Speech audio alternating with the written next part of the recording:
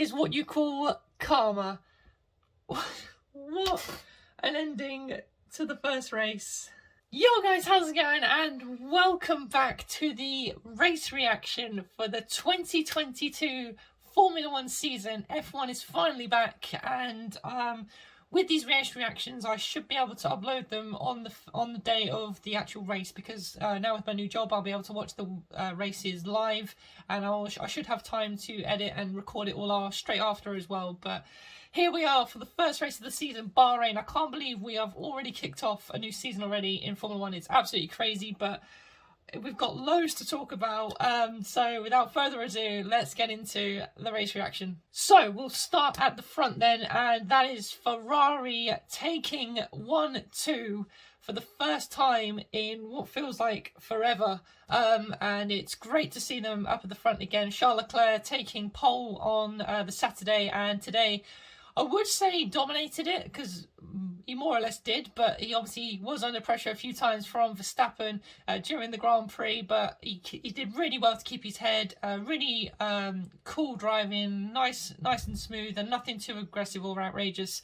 I mean, compared to last season, the end of last season, we saw so many erratic moves and stuff. But no, it was great to see, and really good racing between Verstappen and Leclerc. But yeah, Leclerc absolutely dominated the race, more or less, apart from those few moments. And yeah, took the victory, and Carlos Sainz as well in second place. So Ferrari 1-2 puts them obviously top of the constructors as well. But yeah, what an incredible day for Ferrari. Obviously, you know, they're such a big part of Formula 1. They are the most successful team as well in the sport. So yeah, it's great to see them back on top, and yeah, a very good job from Ferrari. I think we're going to be seeing them a lot on the podium this year. Now, I would probably be talking about Red Bull, but we know what happened to them, and I cannot stop smiling about it. But first we'll talk about Mercedes. Lewis Hamilton finishing in third, George Russell in fourth. And yeah, obviously Mercedes came into the season with a lot of issues, mainly the porpoising, which is basically the bouncing of the cars due to the downforce. And they're basically, yeah, really struggling with that, going down the straights especially. But yeah, Lewis and Russell obviously got very fortunate because of the Red Bull's problems, but nevertheless, I think they were thereabouts. But I mean, you know, considering we've had Mercedes dominate the sport for so long, it was so weird seeing them so far behind. But yeah, very fortunate for Hamilton to be on the podium again. But again, I could not stop smiling about it. I was so happy in those last few laps. For obvious reasons. But yeah, a really good day for Mercedes, and one that I think they needed. Now, I can't believe what I'm about to say, but Kevin Magnussen is in 5th place. This is the guy who literally joined after the first test in Bahrain, in Spain, sorry, and obviously, you know, jumped in the car for the first test in Bahrain, and he finished in 5th. I cannot get over that. What a result for Magnussen. The whole weekend he's been pretty much on it. Obviously he made it to Q3 into 7th as well in qualifying yesterday. So yeah, a fantastic job from Haas. And I think, well, obviously it's only the first race of the season, so we'll see how they progress. But they seem to have sorted out all those issues that they had. Obviously they have lost their main Russian sponsor due to the whole thing going on in Ukraine. So I don't know if that will affect them long term, but we'll have to wait and see. But yeah, what a result for Magnussen. 5th place, and Mick Schumacher, unfortunately, he was running in the points, then the safety car came out, and then he was scrapping with a few people, and then unfortunately wasn't able to get a point in the end. So 11th place for Mick Schumacher, but has some really good battles, and once again he wasn't last, put it that way. Next up is Alfa Romeo. Now, Alfa Romeo looked pretty good throughout the whole weekend. Bottas again making it through to Q3. He finished in 6th place in the race, and Guan Yu Zhou on his debut finished in 10th, so picking up a point as well. Yeah, the Alphas were in some good scraps, nice clean racing. I think we saw like clean racing throughout the whole field today, so it was really good to see.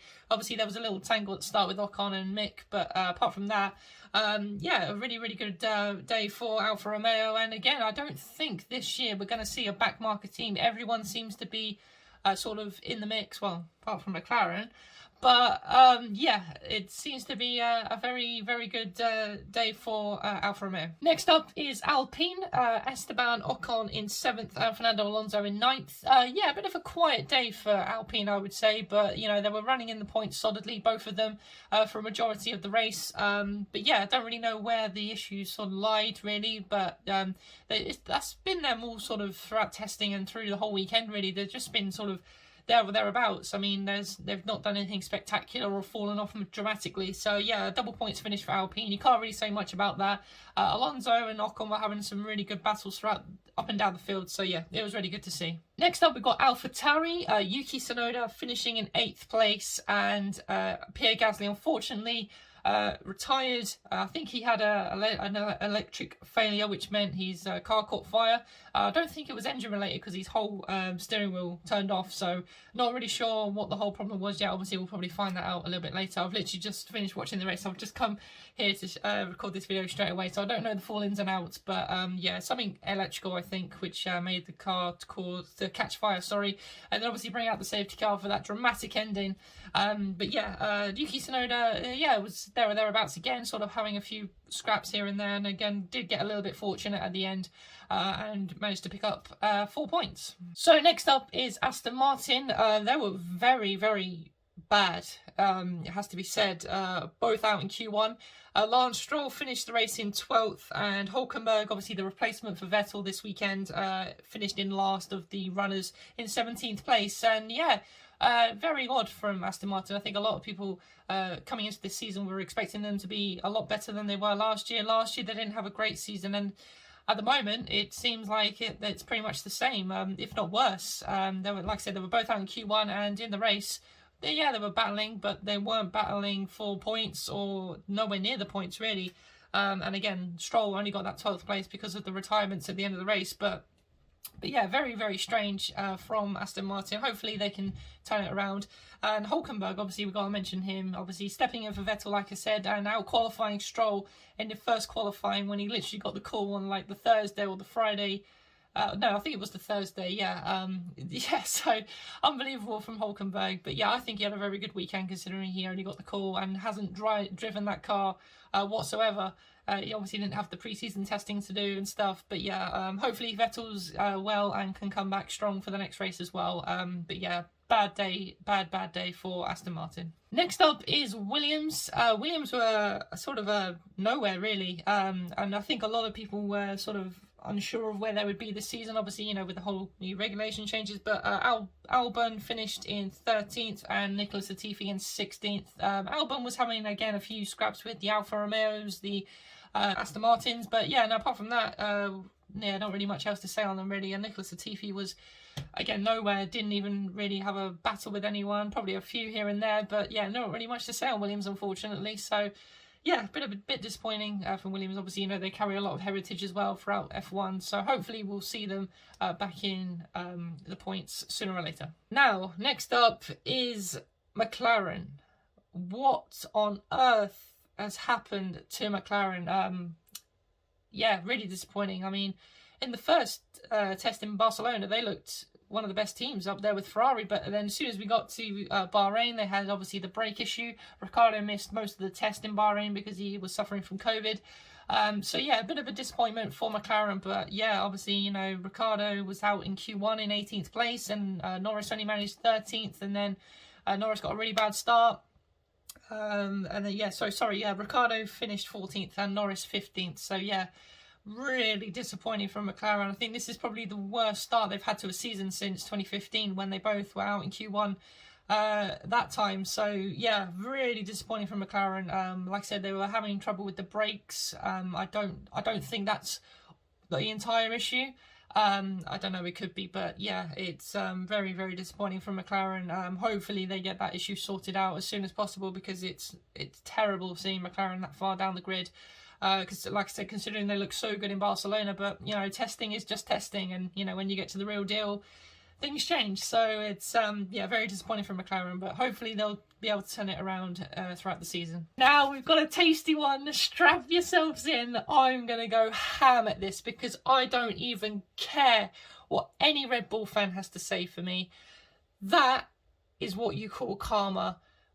Max Verstappen, like I said, challenged for the win. Leclerc and stuck with Leclerc pretty much the whole entire race.